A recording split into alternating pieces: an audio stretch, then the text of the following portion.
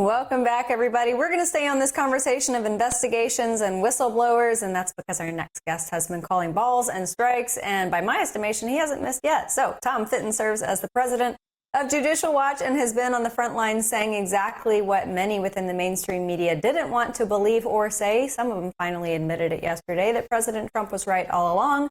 And his Democrat counterparts serving in government have been targeting him since his first run for president. Tom, I think that if Americans had listened a little bit more to Tom Fitton, John Solomon, Devin Nunes, and his investigators, including Kash Patel, we could have saved a lot of money and might not have needed the Durham report. John and I picked through some of the top lines yesterday, but what was your initial reaction? Well, it's useful to have all this information in one place and have the Biden Justice Department really ratify it by allowing Durham to publish it. It's a remarkable document that details, in my view, a plot across years that involves seditious conspiracy and other criminal behavior. The downside of the report is it's just a report. And, Durham initially was hired to prosecute folks, and I don't think anyone would point to his prosecutions as being particularly successful. And I think he had a very cribbed view of what he'd be able to do prosecutorial-wise with the information he uncovered. But I think there needs to be accountability, and there still can be accountability, both for individually and at the agency level for this misconduct. And, the FBI didn't become honest just because Durham published this report. The DOJ didn't change its stripes just because Durham's been doing this investigation. And I would argue the abuse of Trump continues to this day. They just have different rules for targeting their political opponents. And we saw that with targeting Trump using the lightest of allegations, allowing it to go forward even though they knew it was politicized in terms of where the information was coming from and couldn't be trusted. And at the same time, in many ways, this Durham report is as much about the cover-up for Hillary Clinton and her misconduct as it is about the corruption and abuse targeting Trump and people around him. Yeah, so true, Tom. And I think of all the things in the report, there were a couple of things that struck me. The observations of the British government saying, we're not getting involved in that anymore. There's nothing there. This is a joke. That one was, I think, a little anecdote that told a lot. But three times, information comes in on Hillary Clinton, and all three times the DOJ, FBI establishment doesn't open up, even though they open up on Donald Trump on far thinner allegations.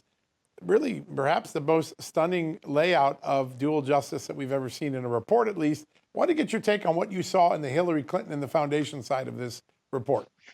Yeah, and I think your viewers should, this report's a good one. You can read it in, various sittings, read the Clinton chapter. And I think it's new information. You and I, Amanda, we've been following this Clinton stuff for years. It's new to me, at least.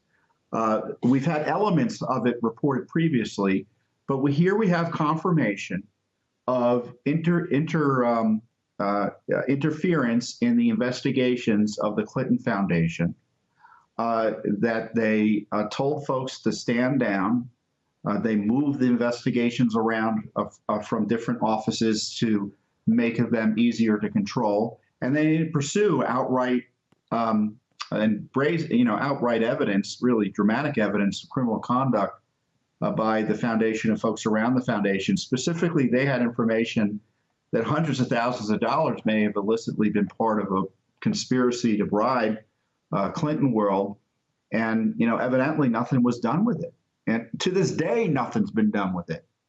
And that's news to me. So there's a lot of news about Clinton corruption, in addition to the corruption targeting, as I said, Donald Trump. Yeah, very true. Yeah, and another family that seems to swirl in controversy, the Bidens. I wanted to ask you specifically about this IRS whistleblower, because this whistleblower, including his or her team, relieved of their duties today.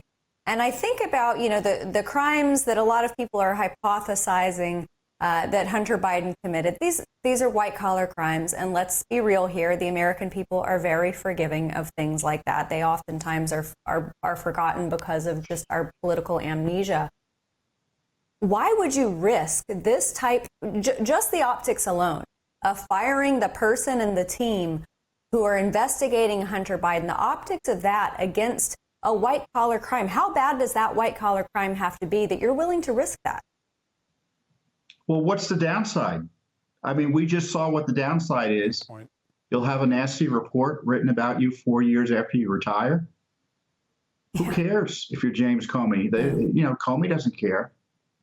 He's just going to characterize the report as old news and old hat, even though he didn't cooperate. So there's been no consequence for misconduct.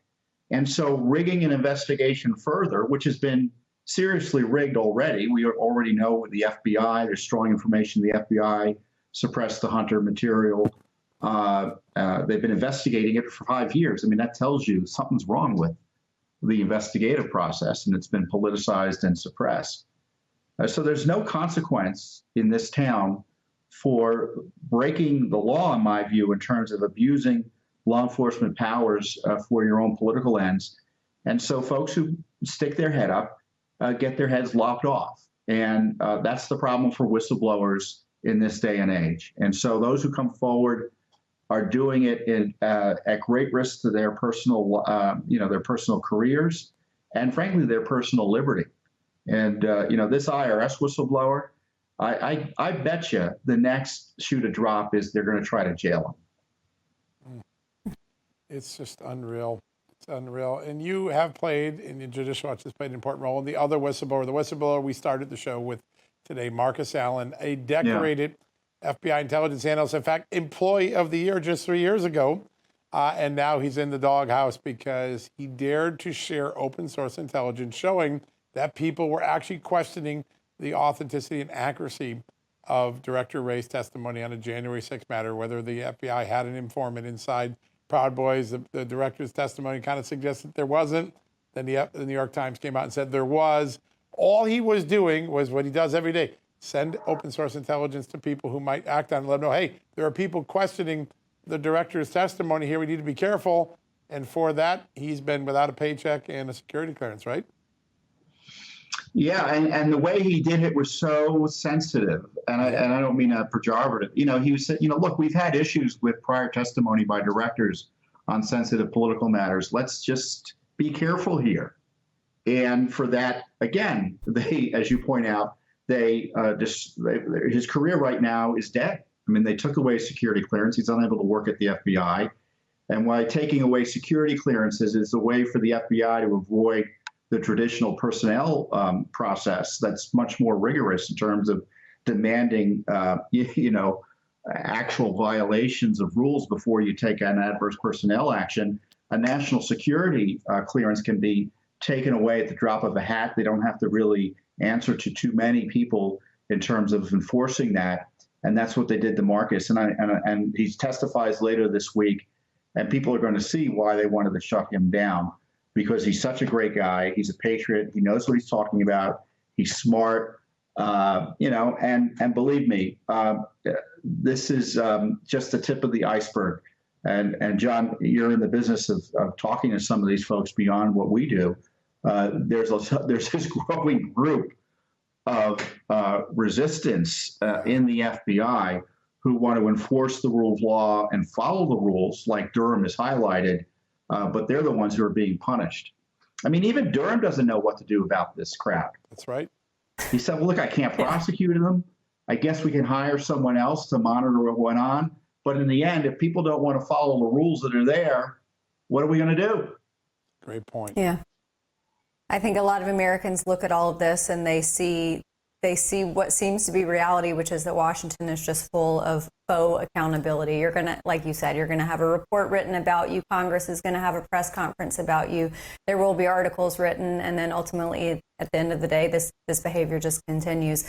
Tom Fitton, I just want to ask you very quickly. We've got about 20 seconds left. In your opinion, by your estimation, the FBI, anything left that's salvageable? Should we just pick it apart for parts? Trump world that was being written about, we'd expect the next president to initiate criminal investigations on the issues that are still outstanding here. Yeah. Great point. Maybe Tom Fitton, President of Judicial Watch. Yeah. We love having you on, sir. We've got to take a quick break. We'll be right back.